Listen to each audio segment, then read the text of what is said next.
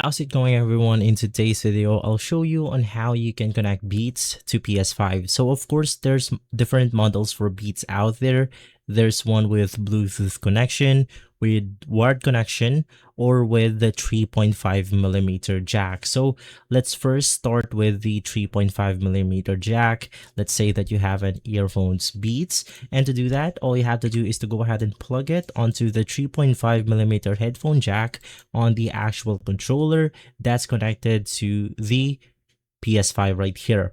Now for the next one, we have the Bluetooth connectivity. Of course, a lot of Beats out there have Bluetooth. So what you want to do is to just enter pairing mode. And then from there, after connecting it onto the Bluetooth connection of PS5, you want to make sure to select your headphones for Bluetooth as the output device right here. And for the last one, if you're using the USB-A connection, you just want to plug it directly onto your PS5. And once again, make sure that the output device is selected as the actual Beats headset or earphones. And from there, you should be good to go. These are the 3 types of connections that we can make for our PS5. If this video has been helpful, leave a like, subscribe, and follow us for more videos like this. Thanks for watching.